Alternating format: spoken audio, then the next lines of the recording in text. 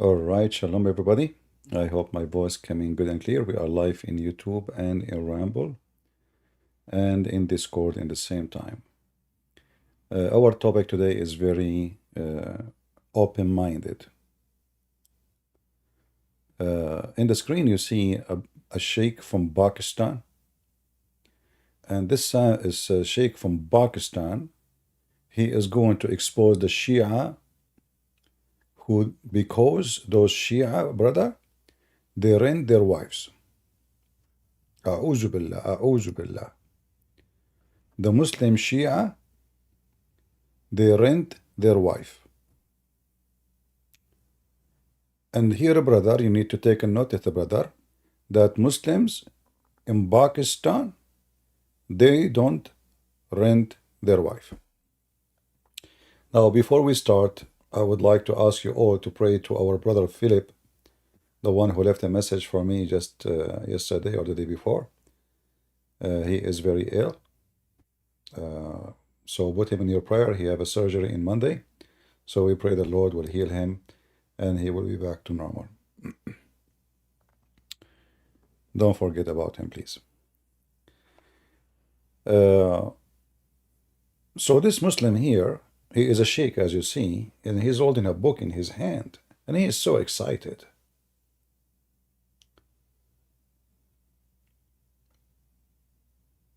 And he want to show you how the Muslim Shia, they are disgusting. Muslim Sunni don't do what the Muslim Shia do. No way. So let us hear what this guy want to say to us. A very prominent book for the Shias, and many Shia scholars use. First, is the sound good? Is his voice coming good? I will play it again, this part. Tell me if you can hear him fine or not. All right. And many Shia scholars use this book, Al-Anwar al-Nu'maniyah. This is another example that I want to give you and show you the type of absurd things which are written inside your books, and where your Shiaism and where your religion, which is going to determine whether you are going to go Jannat or Jahannam, what type of stuff is written inside these books, where you're taking your religion from. This is Anwar al-Nu'maniyah, and how far muta has gone. What extent people have actually gone to with this concept of muta, which has come inside your books. This is Anwar al-Nu'maniyah. He mentions a story of an individual who one day comes home and his wife puts some food in front of him, and he really likes this food. It was very nice. It was a really nice dish made. So he asks his wife, he says, where does this food come from? He obviously knew how his wife cooks. Everybody knows how their wife cooks and what type of cooking it is. So he asks his wife, where's the food come from? She says to him, okay, every other day a man comes for muta with me, to come and perform muta with me, and today he came and he brought some food with him. We shared some food and we left some food over, and this is the leftover, and you have put it in front of you. Listen to the husband's reply. He says, this is Anwar al-Nu'maniyah. He says that the man replied, when you do muta, then I don't want you to ever come back and tell me the details, because I am a man of dignity. Allahu Akbar. His wife is telling him that she's been sleeping with somebody. She's been sleeping with somebody. She's been carrying out muta with somebody, and he's given her some food in return. And this man is saying, don't come and tell me the details, because I am a man of dignity. I.e., you can carry on doing it, just don't tell me the details, don't tell me the nitty-gritty that's going on. As long as I know you're doing muta and you're bringing in money, that's absolutely fine. This is how far this thing of muta has gone. But if... All right, shut up, you idiot. Let us show everybody that you Muslim Sunni, you do the same. First of all, muta is a verse in the Quran. And your prophet, he practiced it. And the Muslim, all of them, they practice it regardless if they are Sunni or Shia. And never Muhammad received a Quran to forbid the muta. And he never actually forbid the muta. The fact, all the hadith says that Umar and the companions, They practiced mut'a after Muhammad's death. And the one who forbade it at the end is Umar. And there is supposedly a story behind it because he slept with his daughter. However, let us show everybody that you Muslim, you rent your wives, even you sell them.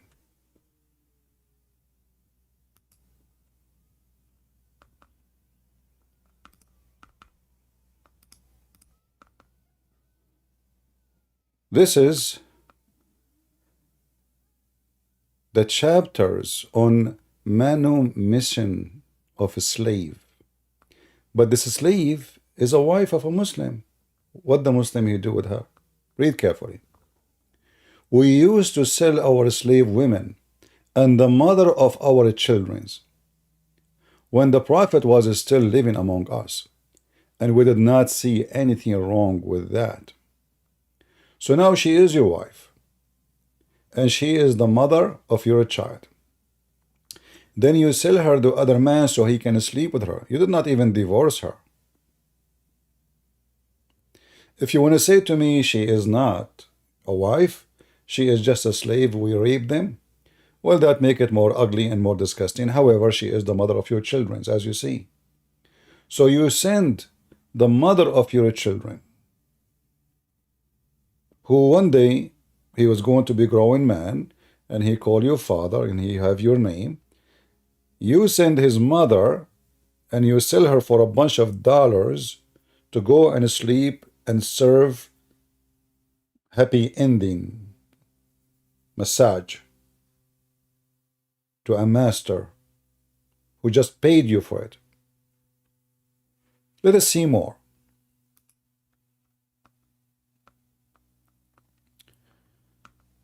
Another hadith. The merits of helpers of in Medina. Helpers, they call them Ansar. Ansar mean the helpers, supposedly. Supporters of Muhammad. Chapter, brotherhood between Ansar and Muhajirin. Muhajirin mean migrant. You see, Muslims are really weird when they translate. It's supposedly this translation now. So when the migrant reached Medina, Allah Messenger established the bond of fraternity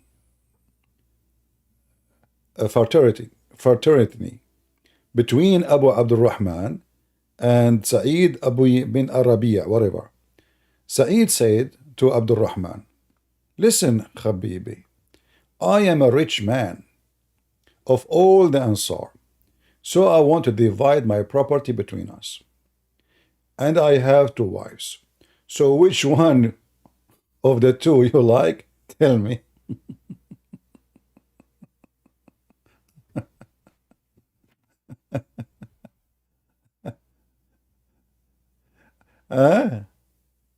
Is that a Sunnah Muslim Sunni?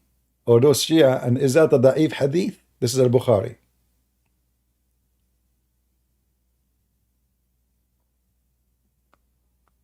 Do you see it?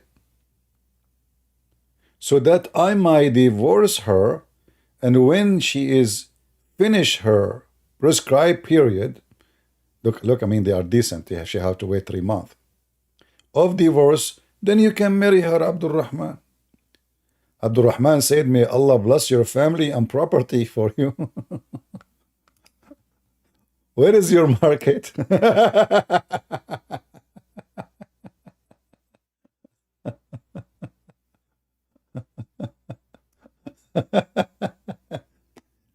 I remember the Muslim Sunni from Pakistan is making fun of the Muslim Shia for the guy. He said, listen, I am a man of dignity.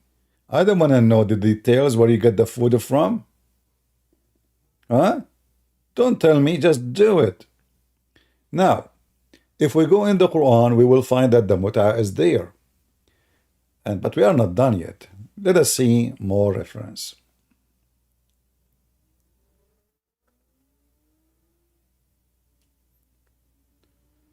Just to show you how Muslim Sunni, they rent their women to others.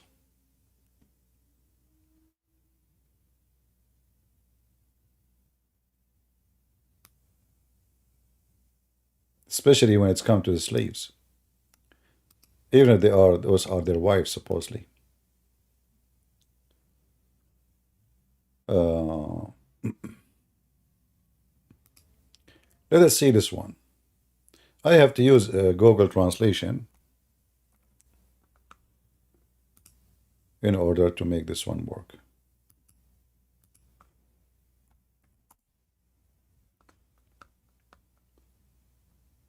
So this is a Muslim Sunni website. This is not a Shia, and this is a very, very well-known terrorist. His name is Ibn Hazm.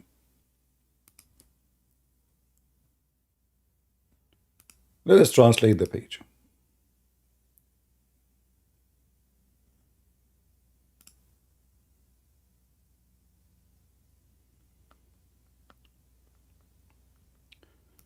Read carefully.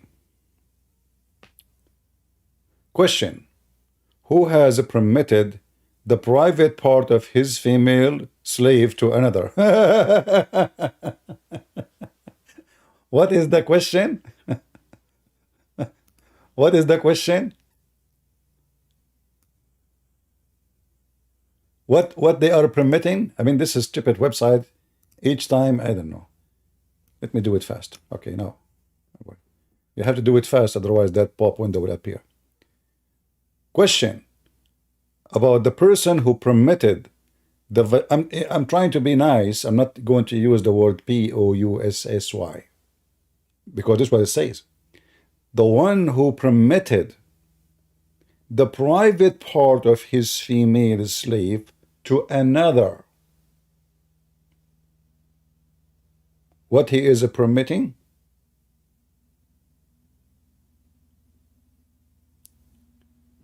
He is inviting his friends,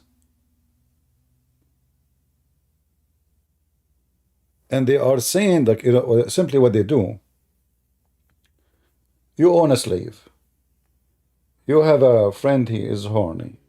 Even the wife here, you see the wife, she allowing the husband, she tell the husband, go and, you know, I allow you to use her vagina.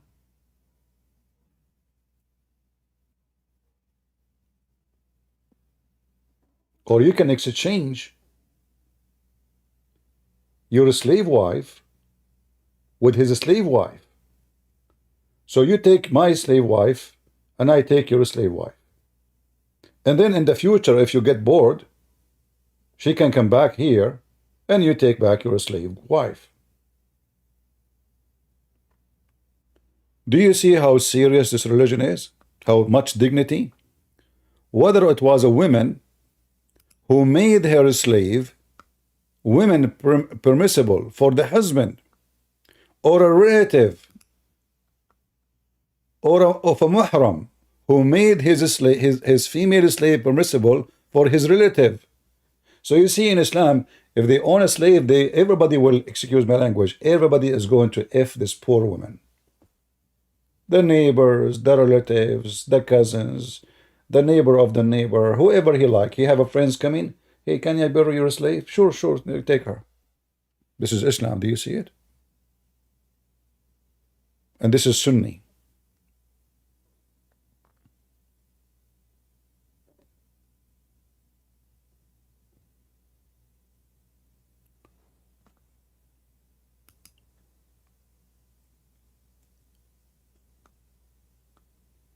Now going back and speaking about rent. When this guy is speaking about muta, well, isn't it muta something Muhammad and his companion they practice, which is women renting her vagina for money?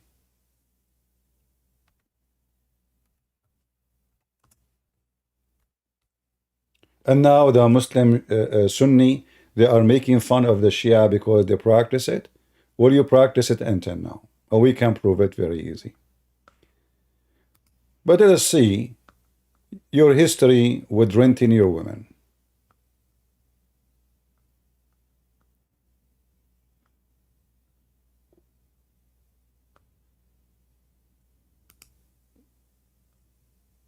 All right.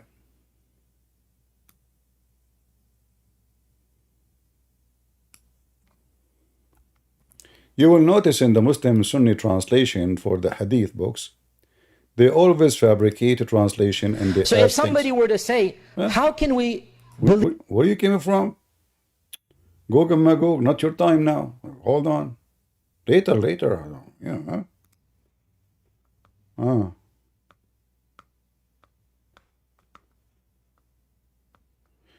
Anyway, for those, by the way, they want the reference.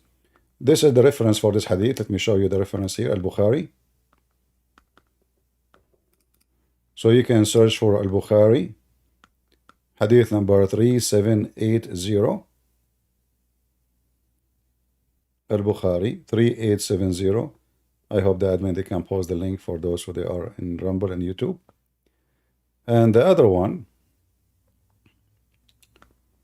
Sunan Ibn Majah, hadith 2517. And as you see, both are very authentic. Now let us show you something else.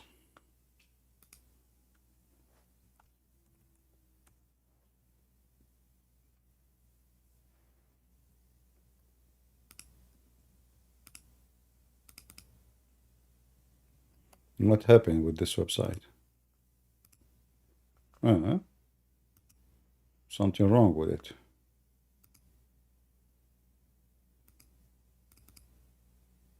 Don't tell me now you stop working, potato.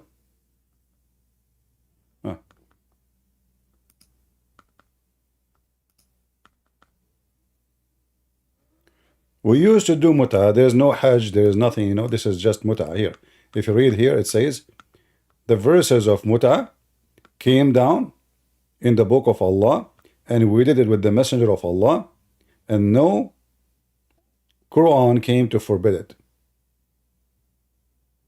And no, the Prophet never forbid the muta.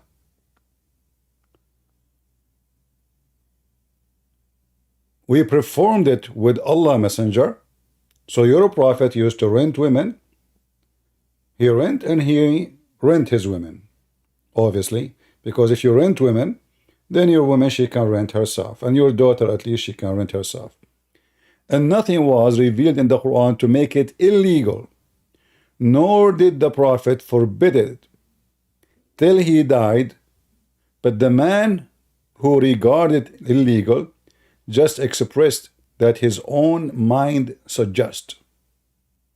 And this is Al-Bukhari, hadith number 4518.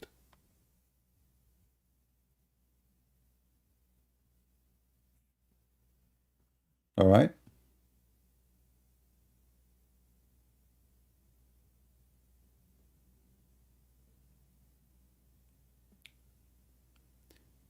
Philip, he tried to message me in Patreon. Maybe you can make another account, because maybe I blocked you because you said you insulted me before. So try to make another account and contact me, please, Philip, if you can. All right.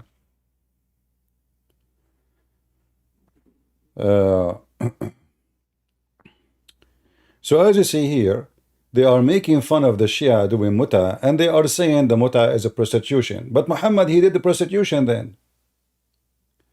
So this potato, look how cute he is. Subhanallah. He is holding the books of the Shia, but he don't want to hold his books.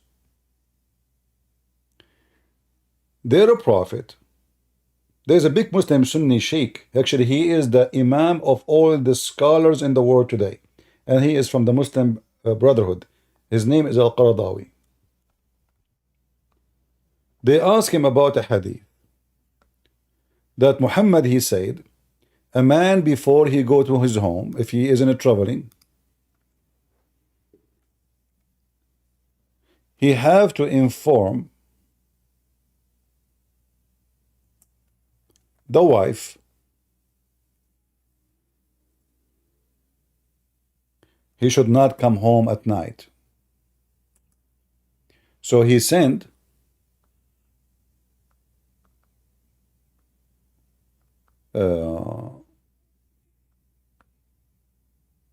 somebody to his wife, knock at the door. Hey, assalamu alaikum. Alaikum assalam, who is here? I am sent by your husband. uh, and he want to tell you that tomorrow morning he will be here. So now the husband is in town. He's not allowed to enter the house.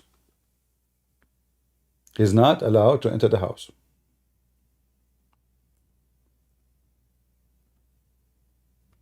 Why? So they asked the sheikh, why is that?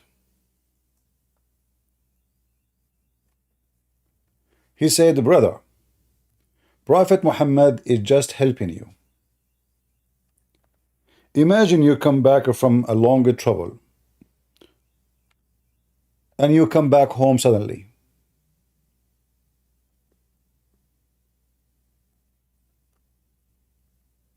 And you find somebody with her.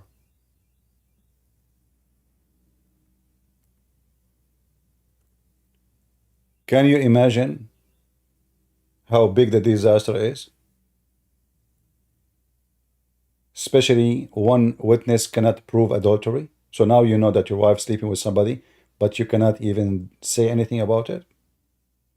So the Prophet of Allah is helping you.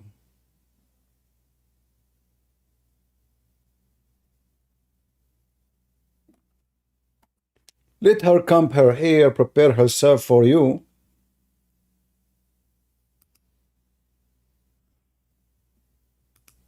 And don't surprise her.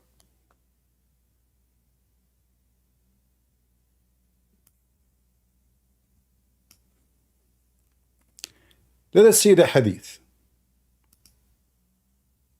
Shall we?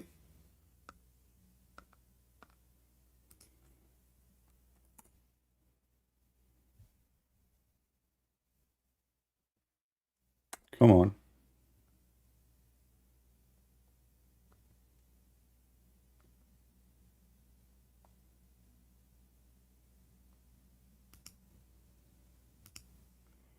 Look at this funny translation here.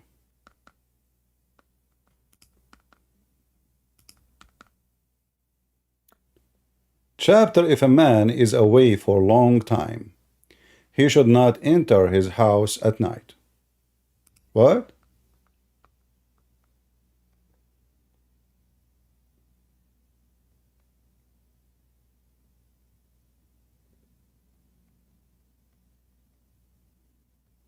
Do you see it? If a man was away for a while, he should not enter his house at night. And the sheikh, he explained it.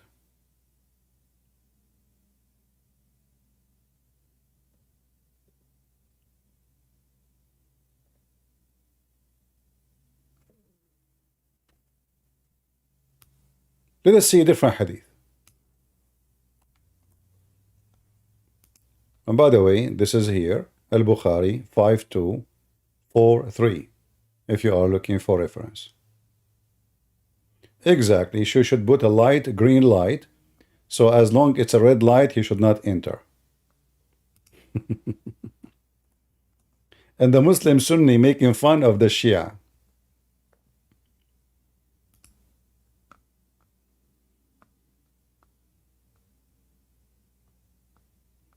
Look at this. A chapter is a dislike to enter at night when coming home from a journey. It has been narrated from blah blah blah. The Messenger of Allah forbade that man should come to his family like an unexpected night visitor, doubting their fidelity and spying into their lapses. Do you see it? A Muslim Sunni, do you see it? What?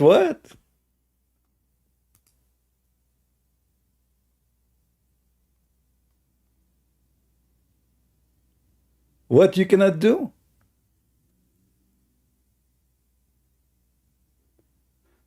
So now the woman, she knew he cannot do that.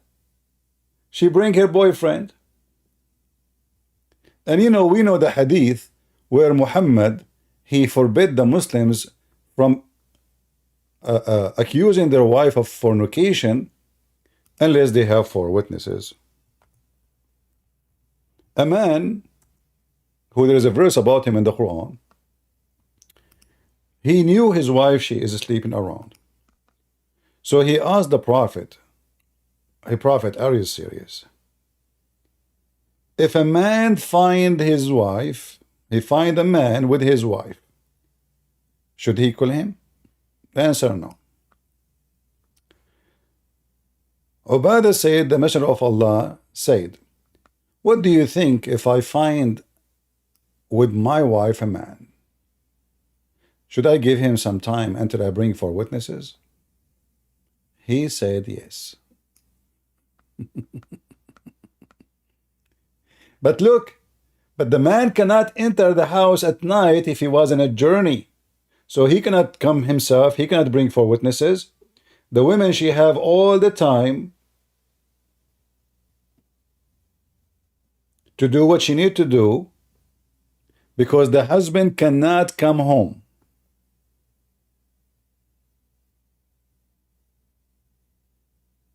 The husband cannot come home, remember. And now if he tell her, and he came home, and he found her with a man, still he can't do nothing about it. He have to go and find 4 witnesses. And not only that, I wish it's only 4 witnesses.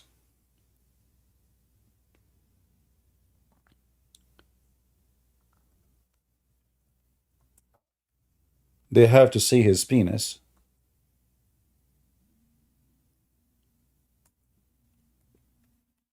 Going in and out. Literally. Inside her private part.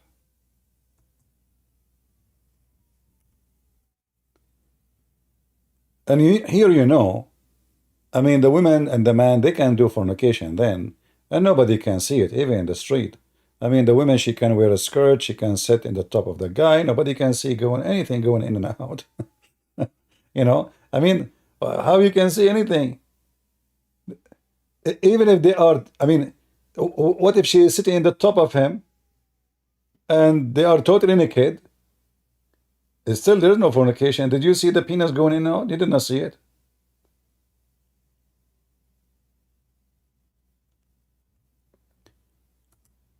There is a story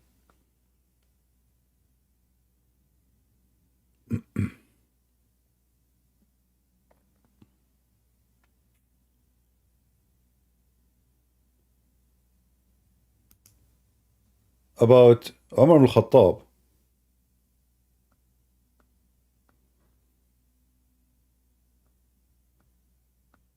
4 witnesses, they came to him.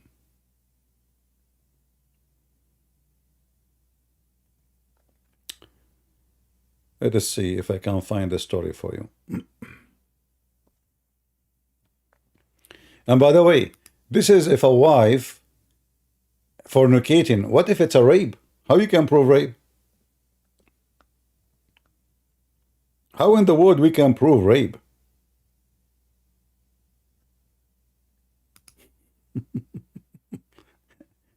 The women, she have to bring 4 witnesses? In fact, hold on, I just remember a hadith. I forgot to mention it.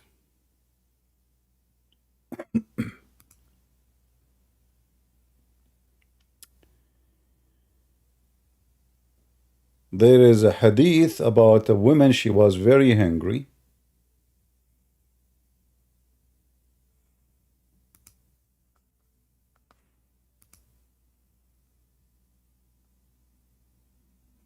Let me see if I can find the hadith.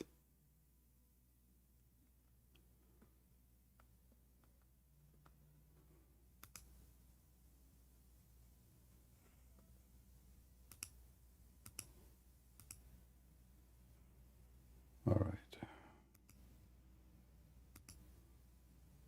Where we can find this one. A woman, she was hungry.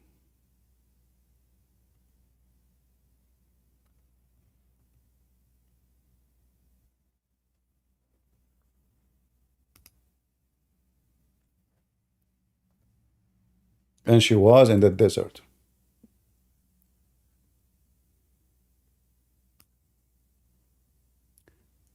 She asked a man, she saw a man coming by. She begged him for food. She is hungry, she is dying. The man, he said to her, I will not give you food unless I sleep with you. Unless what? Unless I sleep with you. Not marry you. Listen carefully. Not marry you. Sleep with you. The woman, she is dying. She accepted. Then when she went to town, she told the Caliphate Umar, police be upon him.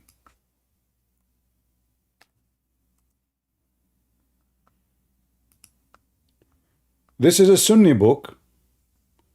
Hey Abdul, do you see how many Sunni books we are showing you? Huh? This is your books. This woman literally, she rented her vagina, and Umar considered that a dowry, wages. Read carefully. This is the Imam Muhyiddin al-Nawawi, volume number 20, page number 25. Let me use Google Translation. Maybe if we do part by part is better, so that window will not appear.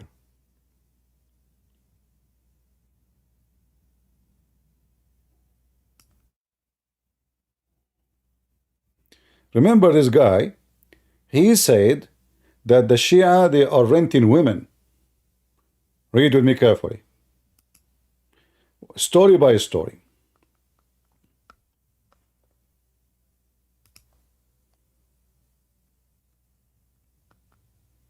The second aspect is that the apparent evidence of slander is general, and nothing can come out of that except what has come out with evidence, and it has been confirmed that whoever was like that is a slanderer when he said even if he hired a woman. Muhammad ibn Hazm narrated with this chain of transmission that a woman came to Omar ibn al-Khattab and said, O Commander of the Faithful, have you come to drive my sheep for me? Then a man met me and gave me a handful of dates, then he gave me a handful of dates, then he gave me a handful of dates, then he hit me. Omar said, What did you say? She repeated it, and Omar said, gesturing with his hand, Mar, Mar, Mar, then he left her. Translation here is not accurate. Here it says he hit me. He did not hit her. He did F her. All right? So the word here is about the F word. This is not about hitting. And there is no, no slander. Here it says hire a woman. It says rent a woman in Arabic. Istajara. Istajara. Let us go back. The translation is very horrible. Let us try maybe part by part. Let us see here.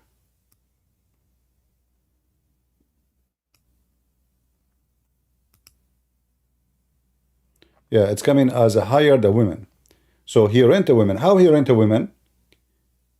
He gave her little food. In return, she sleep with him. This is one story. Let us see the second story. A woman, she was very hungry. She saw a shepherd. She asked him for food. He refused to give her unless she gave herself, which means in sex.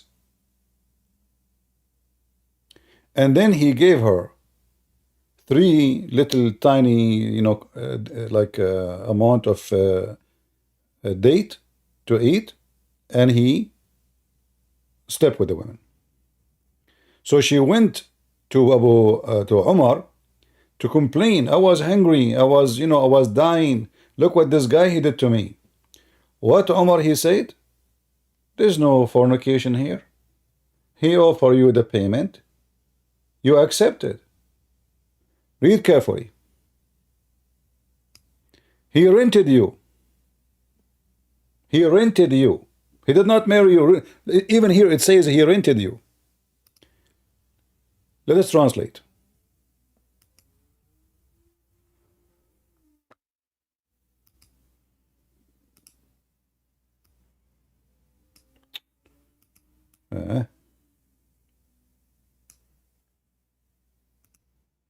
All right.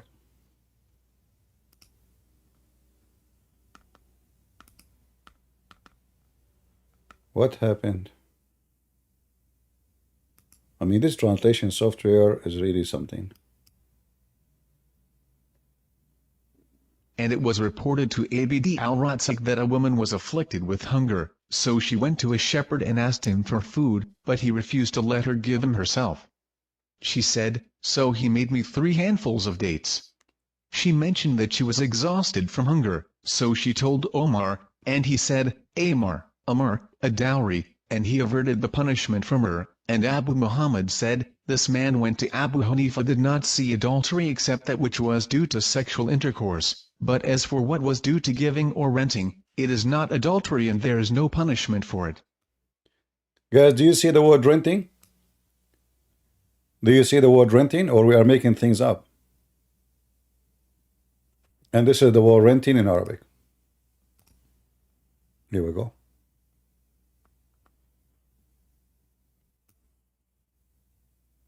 And this is not a fornication. So remember, the other guy, this Pakistani sheikh, he is complaining about the Shia, they are renting their women. But this is Umar, the one who the Shia hate him to death. Considering a woman, maybe she is even married, we don't know.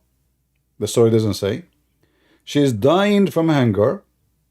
She asking for food. You see how the charity of Islam work? The charity of Islam work. This is why, you see those Saudi and Emirati and Bahrain. They offer visas to girls from Gaza if they are only very pretty. Refugees from Syria are not allowed to go to Saudi Arabia. But if you know a beautiful woman, she is so pretty. The Saudi guy, the Emirati guy, the Kuwaiti guy, he will go and he will marry her as a charity. And then after he stayed with her with a couple of months, he gave her some money and let her go. This is how the charity of Islam work. Now this woman, she is hungry. I met a woman here in USA. I don't know her, she was visiting some people I know. And so she, they introduced her. Her name is a Muslim name. So I thought she is a Muslim, but she is not dressing like Muslim at all. So I said to her, so you're a Muslim? She said, no, I'm not a Muslim, not anymore. I said, well, how come? She said, I'm from Bosnia. I came to USA as a refugee. I said, okay, so you became a Christian here? She said, well, my story is longer than just I became a Christian, but I will tell you what happened to me in a short way. During the war in Bosnia, this woman, she have 3-4 children, as she said, I don't remember how many exactly. And the Saudi, they establish a camp for a charity. Food. The line is so long. She said, we wait for many hours so they can give us some rice, some food, some bread. So I waited all day, and finally by afternoon, my turn. The sheikh who is in charge, he have a big beard. He said to me, the charity here is given only for Muslims. You are not a Muslim. She said, I'm a Muslim. He said, you are not wearing hijab. Get out of here. She said that her heart was broken. It's not because of her, but her kids is hungry. They are holding her from her skirt. We want to eat, mom. We need food, mom. She didn't know what to do. And then they told her, some of friends told her, wait until this guy he go, because there's a shift, and come back and stay in the turn. Actually, right away, go back, stay in the turn. By the time your turn arrive, the guy will be gone. So, and now she wear hijab. So she put the burqa, She dressed like a Muslim woman, and she stand on the line all the way until her turn came, and it was a new guy. Everything is going good. Then this guy, he went down to her son, who is a few years old. He said to him, "Do your mom pray?" The kid, he said, "No." He said, "Do she wear hijab?" The kid, he's saying, "No." He kicked her out again. Imagine how filthy the charity of Islam. This woman, she heard that there's a Christian charity few kilometers away in a town where it is, like let's say between the Serbian and the Bosnian Muslims. So she went all the way walking with her children there. She said, "They gave me a shelter, they gave me food, they gave me medicine for my kid. They never asked me what is your religion. They never says to me you should convert. They never force a Bible on me. They never mentioned anything to me. They were so nice, so beautiful, and my children loved them." And I said to myself, whoever the God of those people, he is a good God. And whoever the God of those people there, the Saudi, he is a filthy God. My children are dying from hunger, and he is worried about if I'm praying or not. So since then, she started learning about Christianity, and she decided to become a Christian. And now here we are showing you a real example how the Muslims, this is the caliphate, this is not any guy, this is the Muslim. Actually, they call Umar as the most just person in Islam. Muhammad, he says, if there is a prophet will come after me, it would be Umar. Imagine how important Umar is. And this is Umar. The woman, she is coming to him, the man, he raped her.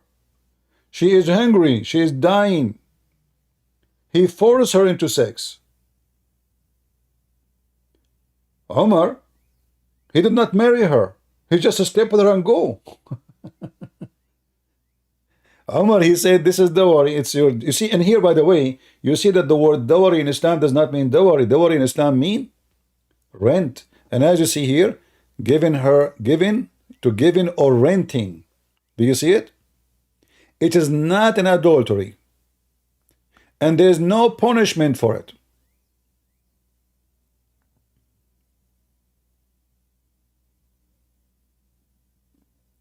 And then those potatoes, like this guy, he is coming to expose the Shia and support the Shia are bad people and the Sunni are the good one. And many Shia scholars use this book, Al-Anwar al-Nu'maniyah. This is another example that I want to give you and show you the type of absurd things which are written inside your books and where your Shia. You know, this guy is like a camel. He don't see the hump in his back. And he is complaining about the hump on the Shia back. Can you believe it? How hypocrite they are. Same time, as long the mut'ah is in the Quran, so are you saying that your God Allah is a pimp? As long mut'ah is bad, why your God he allow it? And what about you show the Muslims Shia where Allah he forbid it? Never.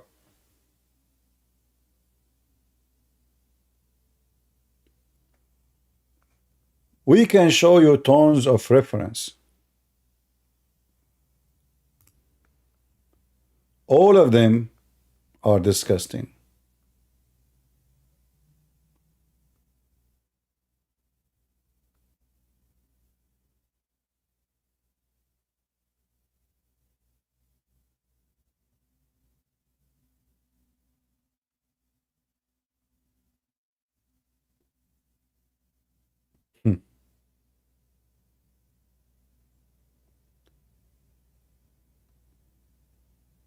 And the funny is, the Muslim Sunni now, they will say, we will not practice what Umar practiced. Well, do you condemn Umar then? They don't dare.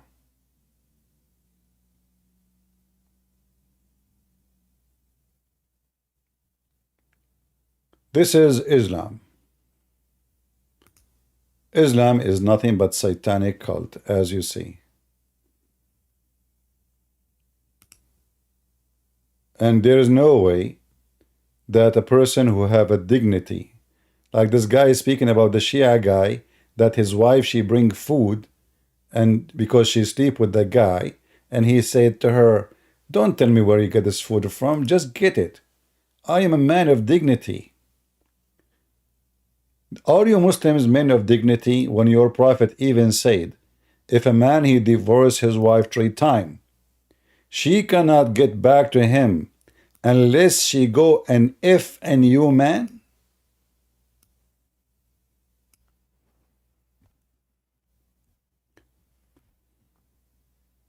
What kind of religion we are talking about?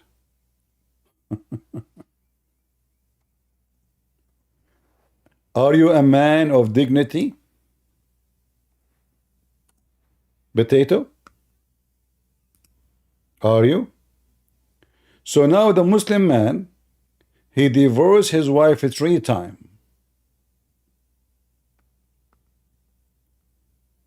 She cannot get back to him unless she go, and if, I'm being polite, you know, honestly, if a new man, and then after the new man, if her, and he divorced her, then she can go back to the previous husband.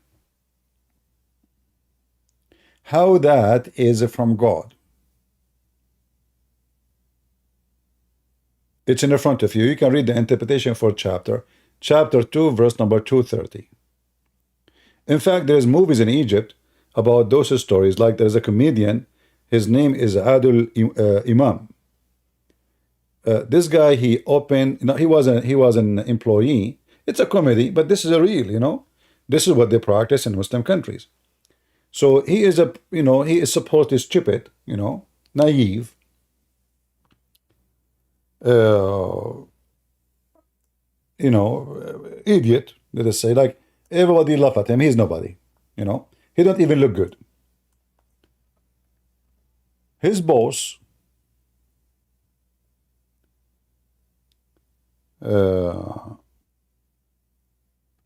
divorced his wife 3 times.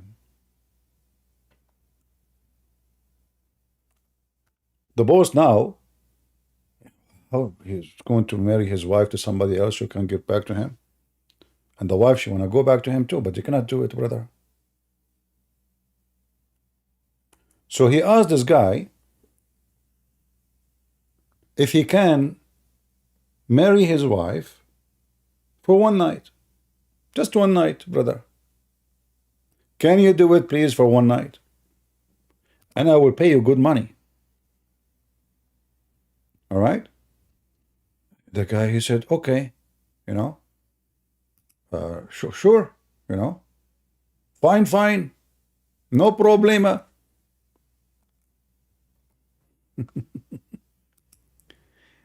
Now,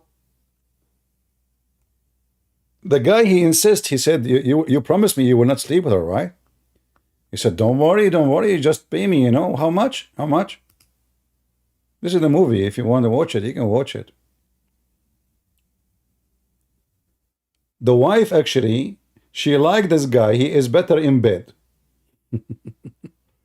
Anyway, to make the story short, the first guy, he divorced his wife. He was able to hire him to F his wife for 1 night, but supposedly he did not F her, but in fact he did. Another friend of the friend, he did divorce his wife too. So he called this guy, you see him in the screen, asking him if he can do the same favor, the same he did to his boss. So this guy, he become, this is his job. He doesn't do anything in life. Men who divorce their wives 3 times, they call him to marry their wife for 1 night. And now for sure the night is very hot. I'm afraid if I play the video, you know, YouTube will give me copyright as usual, you know. So the Muslim Sunni, they have dignity. The movie name, you can see it here actually in Arabic, in English. زوج تحت الطلب. You see it in English? Let me see if I can zoom in. I cannot zoom in. I'm zooming in, but it's zooming to the wrong direction. Let us see if we click here. Okay. Zog, this is in the Egyptian accent. Zog. Zog تحت الطلب. Okay, you can search it, watch it. I don't know if they have subtitle, but it's about really something the Muslim they practice. Yeah, which mean a husband and their, you know, like to call, to order, you know, like you order a husband. And who is the one ordering the husband? The husband is ordering a husband to his wife. And the Muslim Sunni, they are talking about what? They are talking about dignity. Brother.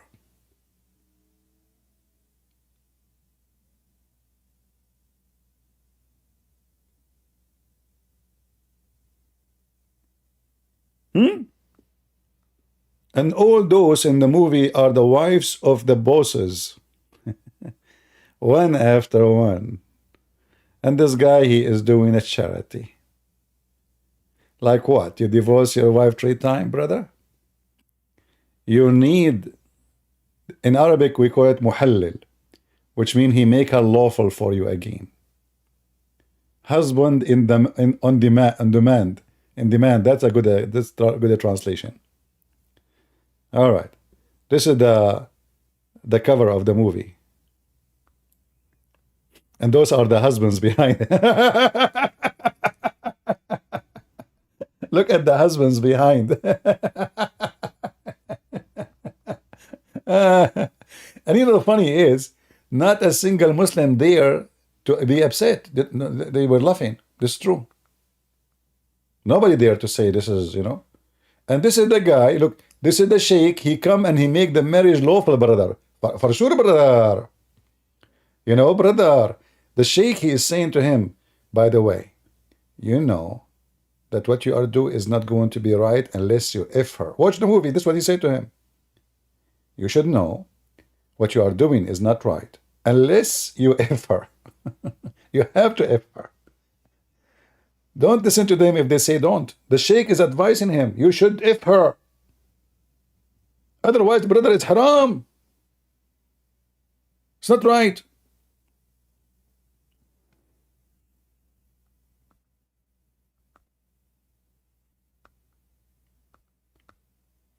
And the Abdul from Pakistan is speaking about Muslim Sunni dignity. This guy, he have another, you know, he's a Muslim. So if you see, if he's a Christian and he make fun of those things, they will kill him. But he's a Muslim, and his daughter actually, she is married to a leader in the Muslim Brotherhood, a terrorist. In one of his acts, the judge, he said to him, suppose there is a belly dancer woman, she was killed. So the judge is asking him now, how come you notice that there is a belly dancer in the floor above you and you did not move from the apartment? How you accept that? He said to him, well, if this is the case, that means the whole country have to move out. And the crowd was dying from laughing because it's true. There's belly dancer every building, many of them. You will not see one single Muslim upset. He's one of them. He's a Muslim. If a Christian saying that, they will be so angry.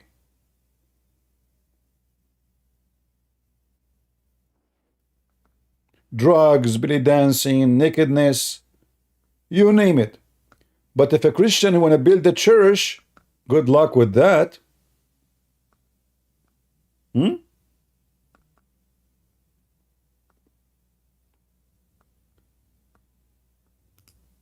Yeah, this is one of the wives. Praise be to Allah. This is the most beautiful religion, brother. This is the most beautiful, high-tech, open-minded, sex all the way, and get paid for it. What do you want more? In fact, if you are looking for a job, you can go to a Muslim country and you open an office. You call it husband on demand. You get paid and you sleep with women. Now, I warn you, not always those women, they will be pretty. I mean, this business is business. Just to let you know, it might be the woman who is divorced is 200 years old. But you have to do what you need to do. All right? In this case, you marry her, but you don't sleep with her. Just, make her eat some food, and sleep early, and, and bye-bye. Okay, good night. See you tomorrow morning. Okay, bye-bye. Yeah, I'm tired. Yeah, okay, bye-bye. So, a very, very good religion. And they say to you, and this guy, the Sunni guy from Pakistan, he is speaking against the Shia. But the fact, this is what they do. I'm not going to stay for long with you guys. That's enough for today. Please download the video. I'm not going to keep it. Download it, share it, and let everybody. Somebody's saying to me, are you jealous? Oh, absolutely. Are you jealous yourself that your wife, she will sleep with me? A Muslim asking me if you are jealous. Oh, Abdul, what's wrong with you? So your wife will sleep with me, and I am the one should be jealous? What the heck?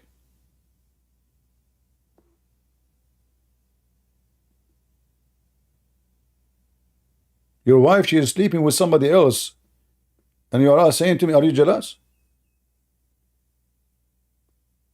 She had to sleep with somebody else in order to go back to you.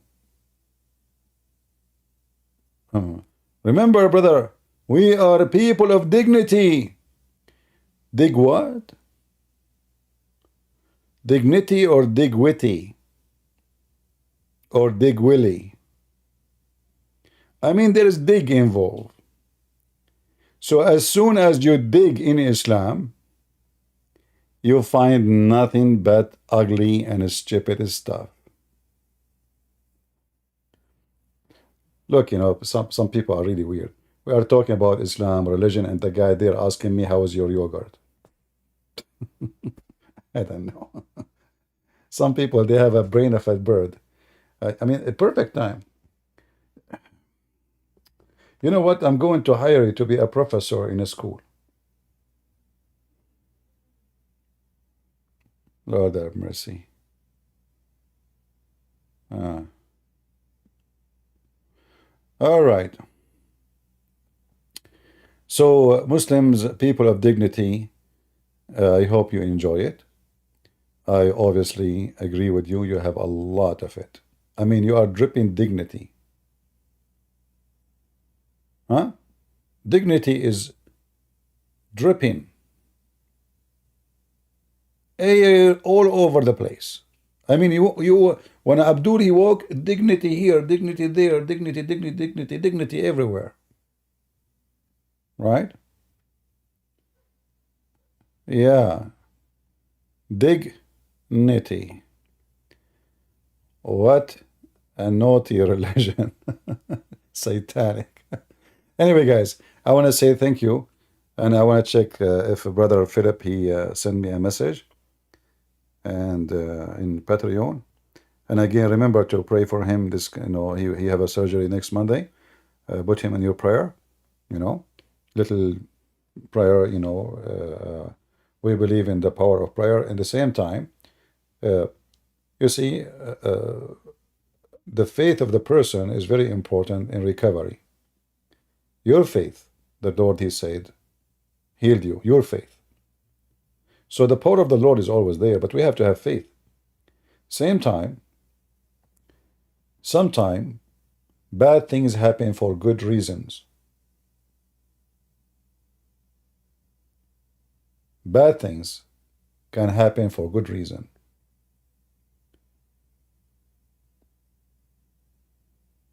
Sometimes we need bad things to happen to us, so we wake up. You know, when a human being is wealthy,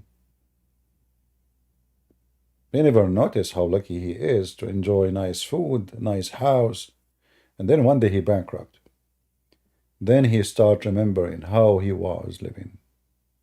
Now he remember how wealthy he was. Now he's trying to appreciate the time when he did not appreciate the time. And this is the same for our health.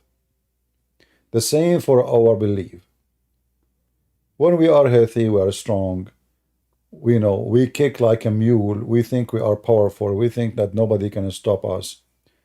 We think we are going to live forever.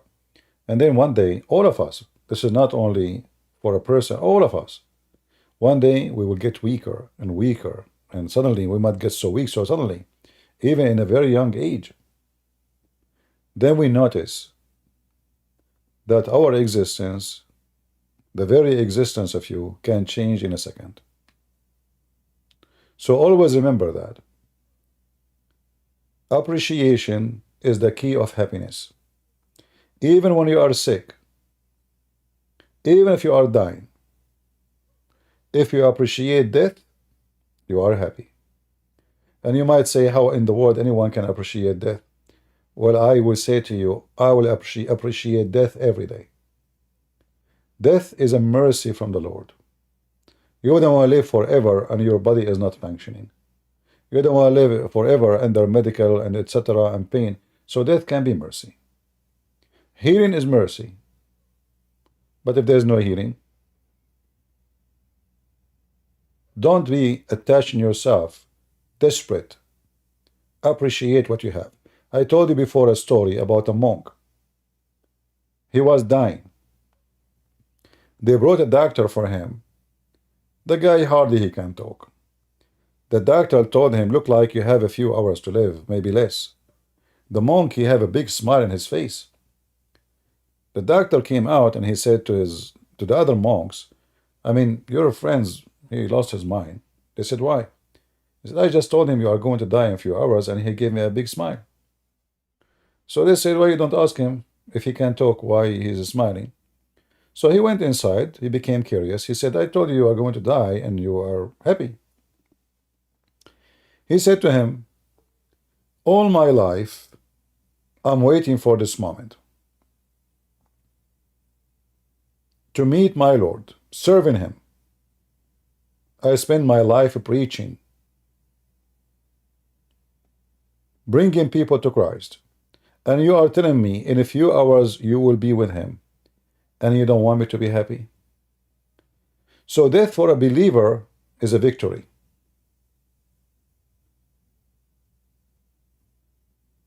Illness is a trial. You start questioning yourself, why God he is doing this to me, what I did. I'm a good person. I don't deserve this. The strong person in faith, he never failed. He passed the trial. His death will not make him fear. His sickness will not make him deny the Lord. Being poor will not make him a pervert, a thief. He will stay decent, and he will do what he needs to do to survive. So always remember that bad things sometimes can happen for good reason.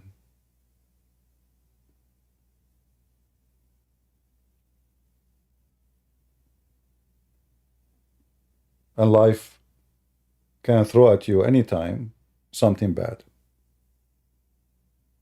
And you might think it's bad, but it might be turned good. For your salvation is way more important than anything else. The Lord, he says, don't fear not those who destroy the body. Disease, illness, any kind of things, they destroy the body. Fear the one who destroys your soul. That is the one you should fear. The one who will make you go to hell. And he said, have faith, and your faith will heal you. So we pray that Philip, who is, I hope is listening, he will be strong. he will accept what he is going through as a trial of faith. He will stay faithful, and whatever come should not change anything. For the most important, that he is saved. Imagine you are not saved and you are going to go to the place where you don't want to go. You are going to go to somewhere which is dark. You don't know who is there. You don't know who is waiting for you. Hell, heaven, what is that? But if a person he have a faith, always his hope make him enjoy life to the last second, even if it is with pain. Now we pray that he is going to pass his illness, and he will recover, and he will be fine, and he will remember those bad days so he can live a better days after them. We pray for that. So thank you all for being here. And always remember, by the way, you might hear in the internet from now, like, this brother, he need a prayer, this person is sick, etc. But you might be tomorrow, it's your turn. It might be next you. It might be me.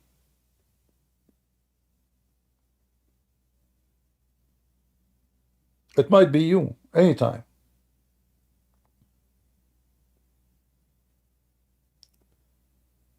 Human being is very fragile. I mean, if you look at the furniture around you in your home, they are going to survive way more than you. The chair you sit on, it might be taken to your son, the grandson, the grandson. You will not live like your chairs. Some trees, they live for hundreds of years, if not thousands, like the olive tree. A tree can live way longer than you.